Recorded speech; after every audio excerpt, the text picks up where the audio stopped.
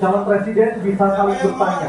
Jadi kami mohon kerjasama dan komitmen dari para hadirin, dari Bapak dan Ibu sekalian untuk tetap menjaga ketertiban dan memberikan hak yang sama kepada calon presiden yang sedang berbicara untuk bisa menampilkan performa terbaiknya. Dan kami undang Pak Prabowo, Pak Ganjar dan Pak Anies untuk maju ke podium. Kami persilakan, Pak. Baik, jawaban pertanyaan akan ditanggapi oleh capres penanya dan selanjutnya akan direspon kembali oleh calon presiden yang menjawab. Sebelumnya kepada para calon presiden 2024 mohon diingat untuk melakukan tanya jawab sesuai tema debat pada malam hari ini, yakni pertahanan, keamanan, hubungan internasional, globalisasi, geopolitik, dan politik luar negeri. Dan jika menggunakan singkatan atau terminologi, maka wajib untuk memberikan penjelasan dari pertanyaan yang dimaksud. Sepakat ya? Mohon tenang. Dan kesempatan pertama di segmen ini kami berikan kepada calon presiden nomor 3 Bapak Ganjar Pranowo untuk bertanya kepada calon presiden nomor 1 Bapak Anies Baswedan. Waktu Pak Ganjar 1 menit dimulai saat Bapak berbicara. Mas Anies, anggaran pertahanan belum ideal. Tadi saya sampaikan kita perlu 1-2% dari PDB.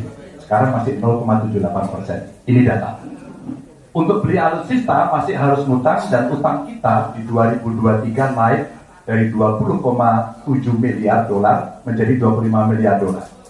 Padahal target Renstra kita, perlu saya panjangkan, rencana strategis ya, minimum essential force di 2024 tidak tercapai kira-kira, karena sekarang hanya 65,49% dari target. Kira-kira menjadi pertanyaan saya nih Mas Anies, apa solusi ekonomi pertahanannya untuk kita bisa mengejar ketertinggalan dan kemudian menyelesaikan persoalan-persoalan itu agar pertahanan kita menjadi strong? Baik, masih ada Bapak sedikit lagi? Baik, terima kasih Pak Ganjar. Mohon untuk tenang. Kami persilakan Bapak Anies Baswedan untuk menjawab. Waktu Bapak 2 menit. Silakan. Terima kasih Pak Ganjar. Jadi terkait dengan anggaran pertahanan, seperti yang disampaikan kita masih di bawah, kita disebutkan 0,78. Kami memandang memang perlu sampai dengan 1-1,5% yang perlu yang kita butuhkan. Dan untuk itu, maka kita harus memperbesar GDP kita, memperbesar APBN kita. Karena itulah pertumbuhan ekonomi menjadi penting. Dengan pertumbuhan ekonomi yang merata dan berkualitas, harapannya maka kita memiliki masukan negara yang cukup. Kemudian yang kedua, tadi terkait dengan hutang. Hutang-hutang yang digunakan untuk aktivitas produktif yang meningkatkan kesejahteraan, menumbuhkan perekonomian. Itu juga salah satu cara untuk memperbesar APBN kita dengan adanya pendapatan. Yang ketiga adalah bagaimana pajak kita diperluas basisnya, ditingkatkan efektivitasnya, lagi-lagi untuk meningkatkan pendapatan. Lalu tidak kalah penting adalah memastikan bahwa praktek-praktek koruptif yang membuat anggaran terserap tidak secara optimal itu ditiadakan. Dengan begitu, maka porsi yang kita miliki untuk sektor pertahanan akan bisa kita alokasikan. Tanpa kita memiliki anggaran yang cukup, maka alokasi di sini menjadi berat. Dan bila kita melakukan pembelanjaan, maka kami membayangkan justru menggunakan kekuatan sendiri. Kalaupun ada dalam bentuk hutang, maka itu satu paket dengan belanja senjatanya, belanja alutsistanya, sehingga itu menjadi satu kesatuan dan meniadakan praktek-praktek middleman di dalam penyelenggaraan alutsista, seperti peraturan perundangan yang mengharuskan itu G2G atau langsung dengan korporasi yang membuatnya. Jadi kami melihat dengan cara seperti itu, meningkatkan alokasi itu satu hal, mengefisienkan itu hal berikutnya yang harus kita kerjakan. Terima kasih. Baik, waktu sudah habis. Pak Ganjar, kami silakan untuk menanggapi pernyataan dari calon presiden nomor 1. Waktu 1 menit, Pak Ganjar, kami persilakan. Ya, ternyata jawaban saya dapat bonus. Sebenarnya saya ingin membahas yang soal pertahanan dan alutsista, tapi oke. Saya kira Terima kasih atas jawabannya. Saya ingin menyatakan dengan jelas, maka pertumbuhan ekonomi 7% wajib. Alokasi 1-2% PDB menurut saya menjadi keharusan agar kuat. Dan belanja alutsista kita ini harus jadi investasi pertahanan kita. Tadinya dibuat dipindah, intinya di PT DI, fregatnya ada di PT PAL, sibernya ada di PT LAN. Maka kalau kemudian itu bisa kita optimalkan betul-betul, rasa-rasanya apa yang kita capai dari minimum essential forces-nya akan tercapai. Kalau kita lihat di 2024 yang rasa-rasanya agak berat bisa dicapai, maka saya khawatir makin mundur, tidak ajak dalam perencanaan, ini menyulitkan. Dan kita perlu garda samudera untuk mengawal Indonesia dan pertahanan Sakti 5.0. Waktu habis, terima kasih Pak Ganjar. Kami persilakan. Oke, tenang. Kami persilakan Bapak Anies untuk menanggapi tanggapan dari Pak Ganjar. Waktu Anda 1 menit. Silakan. Ya, pemanfaatan atas sumber daya lokal itu penting, perlu kita teruskan. Dan kita perlu memanfaatkan juga, memastikan bahwa tenaga-tenaga dalam negeri untuk bidang pertahanan itu diinvestasikan secara serius. Pembahasan mengenai investasi sumber daya manusia ini kunci. Kita perlu mengirimkan lebih banyak lagi generasi baru untuk ilmu-ilmu alutsista, sehingga kedepannya penyelenggaraan alutsista domestik bisa berkembang. Itu satu hal dalam jangka panjang. Nah, jadi karena itu saya sepahaman tentang pentingnya dalam negeri. Tapi tidak kalah penting ketika kita berbicara tentang memastikan bahwa belanja alutsista itu bersih, tidak melibatkan korporasi-korporasi yang punya masalah dengan korupsi. Dengan begitu maka bukan saja anggarannya efisien, tapi tidak bocor di dalam belanja alutsista. Baik, terima kasih Pak Anies, waktunya sudah habis. Mohon tenang Bapak dan Ibu sekalian, baru saja kita lihat nomor urut 3 dan 1 saling berhadapan dengan tanya jawab dan memberi tanggapan. Dan selanjutnya kami berikan kesempatan kepada calon presiden nomor urut 1 Bapak Anies Baswedan akan bertanya kepada calon presiden nomor urut 2 Bapak Prabowo Subianto. Untuk itu kami persilakan Pak Anies untuk bertanya, waktunya 1 menit dimulai dari Bapak berbicara. Terima kasih. Semakin tinggi jenjang kepemimpinan, semakin luas cakupannya, semakin kompleks organisasinya, maka pemimpin makin mengandalkan pada nilai. Bukan lagi teknis-teknis, tapi makin mengandalkan pada nilai. Itu yang membedakan antara kepemimpinan yang kompleks dengan yang sederhana. Nah, pertanyaan yang ingin saya sampaikan kepada Bapak adalah, apa hubungan antara standar etika seorang pemimpin negara dengan kemampuannya dalam menjaga pertahanan, keamanan, dan kedaulatan negara? Terima kasih. Baik, waktu masih ada Pak Anies.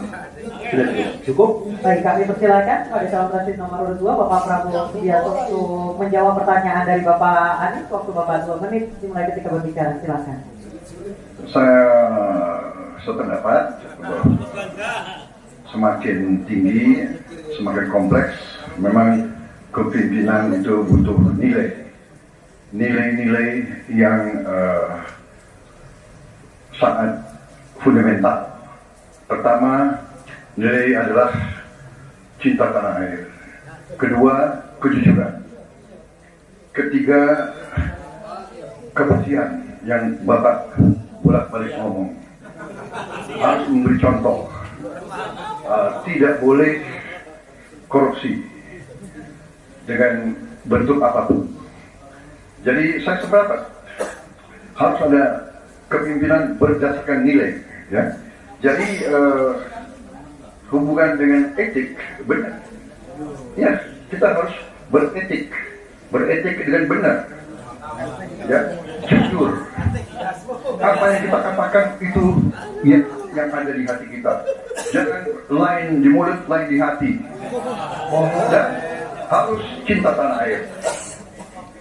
Pertahanan ini sakral bagi kita. Ini menyangkut keselamatan kita. Jangan karena ambisi pribadi kita menghasut dan menyesatkan rakyat.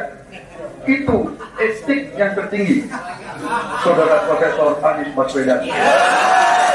Itu etik yang tertinggi, kebersihan jiwa, kejujuran, kesetiaan ke rakyat.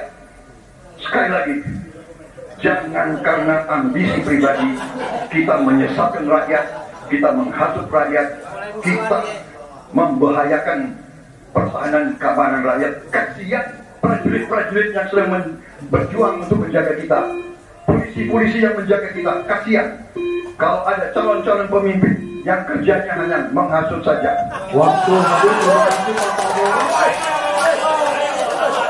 Mohon tenang. Kita tenang dulu, baik dulu, kita tenang dulu. Oke, kita tenang dulu. Baik, kita lanjutkan kepada Bapak Anies Baswedan menanggapi jawaban dan pernyataan dari Capres nomor 2 Bapak Prabowo Subianto. Silakan Pak Anies. Ketika dikatakan bahwa standar etika yang dipegang adalah tinggi, memang menjadi presiden, panglima tertinggi harus memiliki standar etika yang amat tinggi. Itu harus, karena dia akan mengambil keputusan, mengerahkan pasukan, dan ketika harus bertempur ada korban nyawa, itu keputusan-keputusan etika. Tapi dalam kenyataannya Pak, ketika Bapak memimpin di Kementerian Pertahanan, banyak orang dalam pengadaan alutsista, PT Teknologi Militer Indonesia, Indonesia Defense Security, lalu orang dalam pengelolaan food estate, lalu ada kejadian-kejadian di mana kita semua menyaksikan ketika ada pelanggaran etika dan Bapak tetap jalan terus dengan cawapres yang melanggar etika. Artinya ada kompromi atas standar etika. Standar etika dipaksa. Dan kemudian dalam pidato Bapak mengolok-olok tentang penting etika. Saya tidak tega untuk mengulanginya. Pertanyaannya, apa penjelasan Pak Prabowo soal itu semua? Baik, waktu hadir. Oke, tenang dulu, kita lanjutkan acaranya. Kami persilakan Bapak Prabowo untuk menanggapi pernyataan Bapak Anies Baswedan. 1 menit, silakan. Jadi, saudara-saudara, semua data yang saudara ungkapkan itu keliru semua. Jadi saya buka-bukaan, ya. Mau bicara USC, mau bicara apa, PT Teknologi Militer Indonesia, kita buka, iya kan? Jadi di mana masalahnya? Nah, saudara bicara etik, ya kan? Saya itu keberatan karena saya menilai, maaf ya, karena Anda desak saya terus saya menilai Anda tidak pantas bicara soal etik. Itu saya merasa bahwa Anda itu posturing, Anda itu menyesatkan. Itu ya. Saya boleh berpendapat kan? Saya menilai Anda tidak bicara soal etik karena Anda memberi contoh yang tidak baik soal etik. Terima kasih.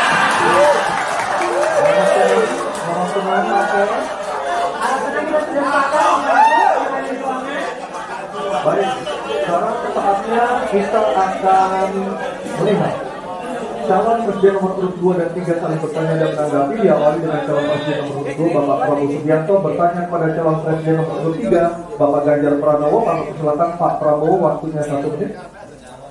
Baik, Pak Ganjar mengatakan bahwa anggaran pertahanan kita sebaiknya naik 1-2%. Dan bahwa kita harus membangun industri pertahanan dalam negeri yang kita utamakan. Pertanyaan saya, kalau kita menaikkan sampai dengan 1-2%, bagaimana sikap Bapak dalam mengambil keputusan tentang teknologi yang mana yang kita prioritaskan dalam peningkatan pertahanan itu? Postur mana? Daratlah, lautlah, udara, atau ketiga-tiganya, atau kita mengarah ke teknologi yang lebih canggih lagi. Terima kasih. Masih ada waktunya Bapak? Cukup. Baik. Kami persilakan Bapak Ganjar untuk menjawab pertanyaan dari Pak Prabowo. Waktu Anda 2 menit, silakan. Terima kasih. Mudah-mudahan saya didudukkan di tengah, memang agak mendinginkan dua kawan saya. Mana pilihannya dari matra itu? Proporsional Pak. Tapi tidak ada serangan yang akan masuk melalui darat karena kita negara strategik. Maka yang mesti diperkuat hari ini adalah laut. Prioritas. Laut. Mereka butuh sonar Pak. Mereka butuh sensor-sensor Pak. Dan hari ini mereka menyampaikan kepada saya kebutuhan itu nomor 1 hari ini. Yang berikutnya tentu udara. Kenapa udara? Kami tidak bisa, Pak. Dan saya senang kalau nanti Bapak dalam forum ini menjelaskan ide Bapak untuk membeli pesawat bekas. Kenapa ini jadi penting? Kami tidak rela dengan statement Bapak tadi yang saya dukung, Pak. Kasihan prajurit. Pak, kalau pilotnya itu mesti dilatih 3 tahun, pesawatnya bekas, Pak. Dan dia harus datang lagi, pelatihan lagi, Pak. Dengan resiko yang sangat tinggi, tentu itu sangat berbahaya. Maka peningkatan itu, Pak, di awal saya sampaikan, kenapa pertumbuhan harus tinggi? Kenapa industri dalam negeri menjadi prioritas? Bahkan saya sebut tadi, tank dibuat di mana, heli, fregat, cyber dibuat di mana, agar kita bisa konsisten dalam perencanaan pembangunan, termasuk ketika kita membuat kapal selam yang sudah dimulai dari PT PAL. Yang kerjasamanya kalau tidak salah Bapak batalkan dengan Korea Selatan. Tolong Pak, kalau saya keliru, ini kesempatan Bapak untuk bisa menjelaskan dengan PT PAL yang kerjasama dengan Korea Selatan. Pak Prabowo, jadi nanti itu. Ini nggak apa-apa kalau saya terima, sebenarnya debat sebenarnya seperti ini. Kalau boleh tanya jawab langsung. Baik, silakan Bapak Ganjar, silakan. silakan Pak dilanjutkan, masih ada waktu.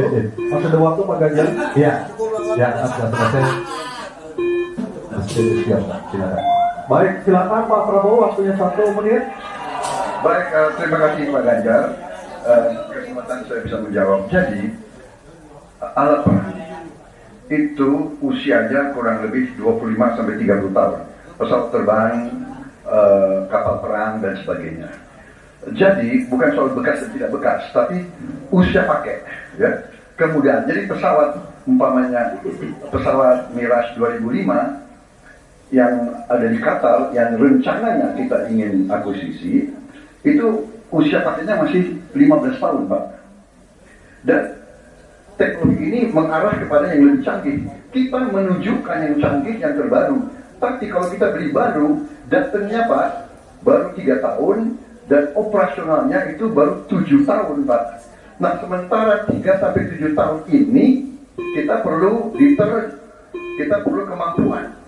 Itu maksudnya latar belakang. Jadi saya kira itu yang bisa saya jelaskan, tapi waktu yang singkat tidak cukup. Baik, sudah habis. Saya kembali ke Capres nomor 3.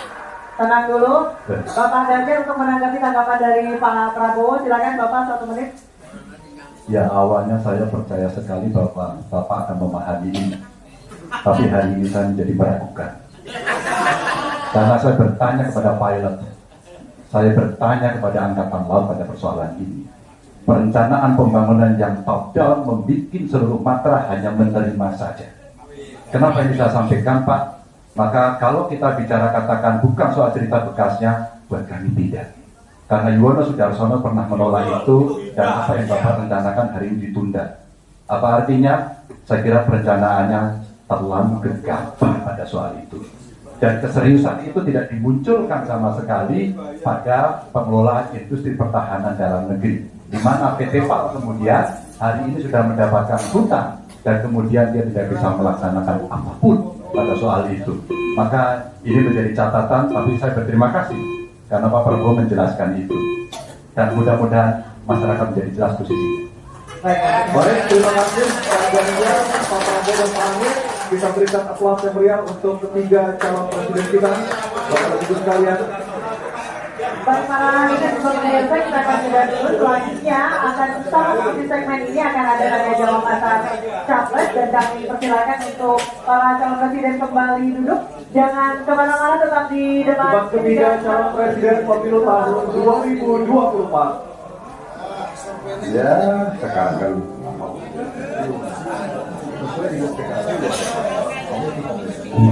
Ya, Bapak Ibu sekalian, seperti yang kita informasikan kemarin, sebetulnya kita rencananya mau ada tamu dan ada souvenir atau door prize, tapi ternyata beliaunya nggak bisa hadir atau tadi malam katanya rapat sampai jam 3 pagi.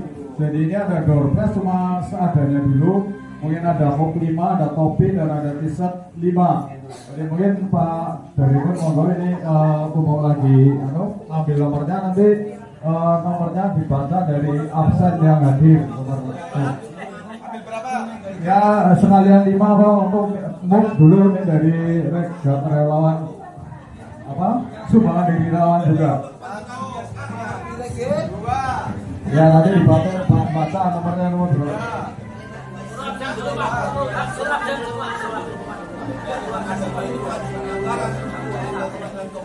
Ada yang merasa belum absen, ada yang belum absen, nanti diundinya nanti, sudah absen dulu.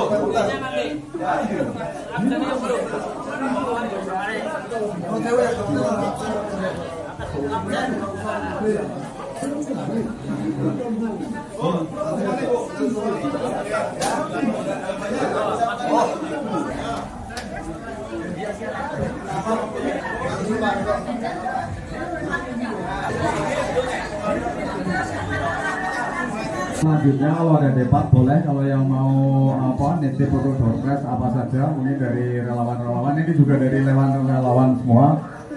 Jadi untuk memeriahkan aja, untuk meramaikan. Sebenarnya kita juga karena ternyata banyak ibu-ibu tadinya kepingin apa yang dipakai ibu-ibu ya, atau alat cuci dan sebagainya, tapi ternyata nggak jadi datang. Sebenarnya kemarin udah banyak yang direncanakan, dan kemarin juga ini udah dikurangi untuk topi kita pesen, dan ternyata baru datang cuma 20 kemarin untuk senam pagi tadi sama kemarin sore. Jadi ini mohon maaf, jadi ya bisa dikatakan sisa karena yang selanjutnya belum datang lagi. Mudah-mudahan sempatnya besok tidak ada souvenir yang lain yang bisa kita terima dari teman-teman relawan di Semarang. Terima kasih. Selamat malam Bapak Ibu.